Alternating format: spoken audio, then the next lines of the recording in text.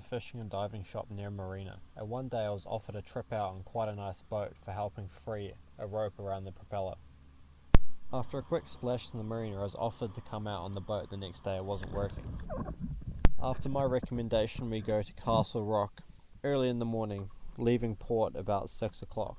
Castle Rock is an impressive pillar of stone extending into the ocean with very steep drops on every side of it, going into very deep water.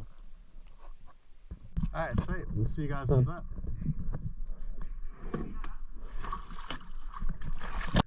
Beautiful clear water here, jumping straight into about 40-50 meters. Usually pretty much the first thing you're going to want to do is load your gun, so here I am doing this here before swimming towards the structure and trying to find some fish or some crayfish. The people on the boat I was going out on did mention they wanted some crayfish. As they don't dive, they don't really get them too often, so today I went out of my way to actually find some. Here I found a promising looking cave, decided to go down and have a look. This cave was comprised of two sections connected with a pillar in the middle and an air bubble in the top of the larger one. I wasn't looking for this at the time, but I remember back in my scuba years hearing rumours of this place. An air bubble at Castle Rock in a cave. Pretty cool. So I went up and breathed up for a little bit before just having a look around. It was a pretty cool sight, and then just headed back to the surface.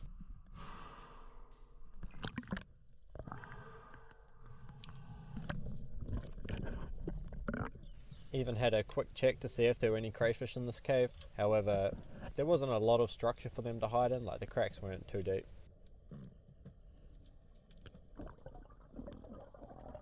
As far as fish life went this day, it was pretty slow on the reef species. I wasn't seeing any snapper, really any butterfish or anything like that, but pelagic fish outside of the main reef were going pretty hard. Heaps of kahawai, koheru, demersals, blue mau, just like not much happening on the reef itself. When you're looking for crayfish, it can be just as productive looking for cracks as it is looking for caves. Often you'll find crayfish chucked down in the cracks, filling them up. Here's a nice likely looking spot, however no one home today. The benefit of searching cracks is you can work them quite systematically, either from top to bottom or bottom to top, working your way along it. Now I come across quite a nice crayfish just sitting in this crack at the back of it. Quite an easy grab considering there's not anywhere it can run to really, the crack kind of ends there, which is the situation you're looking for. As you can see here, just about every piece of rock is just covered in growth. Very nice to see. Beautiful blue water just dropping off into the abyss. And a nice crayfish to top it off. When I'm hunting for crayfish and going for clean grabs, this one doesn't give me an opportunity to do that, so I decide to move on and try find an easier one. I have a quick check to see if I can get an easy grab on him from behind, but can't see him. Patience paid off in this case, and just slightly higher above I find another crayfish in a hole, chilling out there. Luckily this hole didn't go very deep and the crayfish didn't really have anywhere to go, so I was able to get a nice solid hold on it and begin pulling. This one was able to put up a pretty good fight. A lot of people kind of assume that you have to go deep to find crayfish, but I find that's honestly not the case at all. Most of the ones I find are in very shallow water, and some of the biggest ones I've found have been in the shallowest water.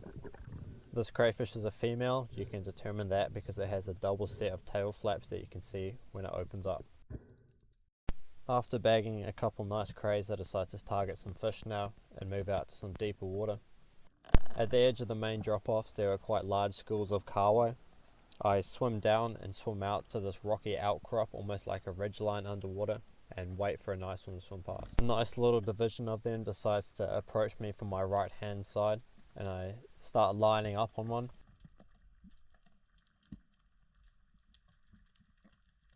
Before a smaller platoon decides to make its way in from the left hand side, and I take a shot at a very nice kahawai from that group.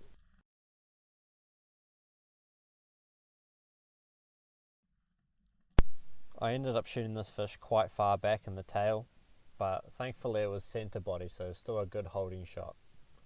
I didn't really have to worry too much as the water was very deep and there wasn't really much chance of it getting tangled, so I managed to just pull it up to the surface, not too many worries. As I'm bringing in this kahawai, a lot of fish are actually quite interested in it, including other kahawai. A lot of times when this is happening you can have kingfish come in, that's pretty common. Even sharks can come in if you're unlucky, or lucky depending on how you look at it. You can see here, not the best shot, not the worst shot either. Like, it was going to hold, no worries, but could have done a bit better. Nice sized kahawai to start off the day fish wise. Always happy with these guys. A lot of people underrate them as eating fish, but I reckon they're brilliant. Especially when you shoot kahawai and other pelagic fish especially, it's important to bleed them. Just makes the meat a lot nicer and it doesn't bleed when you're filleting it up. You want to keep it nice and clean. Another good way to look after your fish is put them in a float boat, stop sharks eating them, so that's pretty nice. As I'm reloading my gun, I have a couple quite nice kingfish come in and check me out, obviously brought in by the commotion. I'm not trying to shoot a kingfish today for a couple reasons. Mainly, the main reason being I'm by myself and it can be quite risky shooting kingfish by yourself, especially at spots like Castle Rock. Real deep water, strong currents, you do get quite a few boats there as well, and sharks. Nice inquisitive little kingfish, so this one just gets a wave. Two decent kingfish patrolling the schools down the bottom there, and just nice numbers of kahawai. I'm not really going to shoot that much, just for the fact that I don't need to. Recently I've been very interested in shooting trevally. I kind of view them as a kahawai, but quite a lot harder to shoot and a lot tastier to boot. So that was pretty much my main target for today. I did end up getting one later on, but my GoPro was having a moment and didn't capture it. Quite a nice trevally. Nothing crazy, but happy with it. When you're diving around this many fish, you're not just going to settle for whatever. You're looking for that one that really stands out.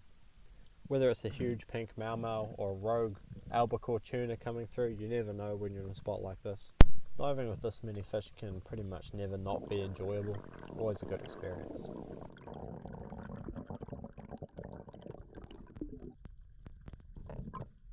As I'm hanging out with all the usual school fish here, I have quite a nice kingfish approach me and I extend my gun out towards it. No intention of shooting it. There was another about the same size behind it, and I thought that was about it, so I gave it a wave. But behind them actually come quite a few more kingfish. Some really nice ones in there.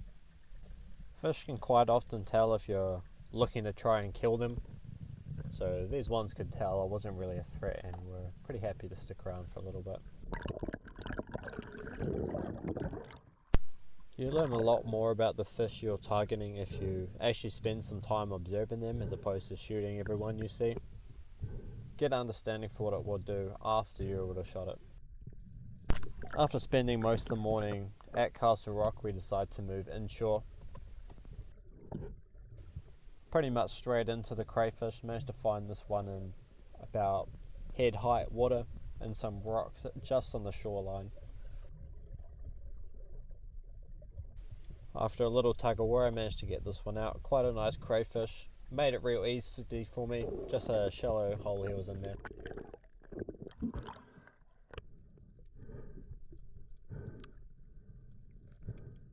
Here's a couple more spiky boys under a rock. The one in focus is the larger one, hence why I'm targeting it. Managed to get a nice quick grab with my right hand. Give him a pull, he doesn't want to budge, so I bring my left hand around and start pulling with that one as well. Managed to get him out. I wear gardening gloves most of the time when I'm diving nowadays, because I like the feel they give you. But man, they were buggered after this, and so are my hands. They do not stand up to crayfish. Crayfish often move into shallow water when they're shedding their exoskeletons, which leaves them very vulnerable. Because of this, they are protected and you're not allowed to take them. So it's important when you harvest crayfish from any depth, give them a squeeze and make sure they're hard. Contrary to popular belief, these fish are called porcupine fish, not puffer fish. Very cute though.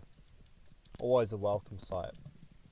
If I ever made a top 10 cutest sea creatures video, this would sure make an appearance. In this clip I swim straight up next to a John Dory, not shooting it because there's quite a few nice butterfish around and I'd rather try shoot one of those. I have a lunge at one and kind of decide it's not going to happen, so turn my attention back towards the dory, which is now making its way steadily away from me. John Dory generally seem to have two modes, stop and go. This one decided to stop and then go. A lot just decide to stop and stay there until you shoot them. This John Dory was on the move and I was just hoping he'd be able to turn broadside enough for me to shoot him. But he doesn't end up doing this, so I end up having to take quite a bad shot and end up missing him. Only just, but still a disappointment.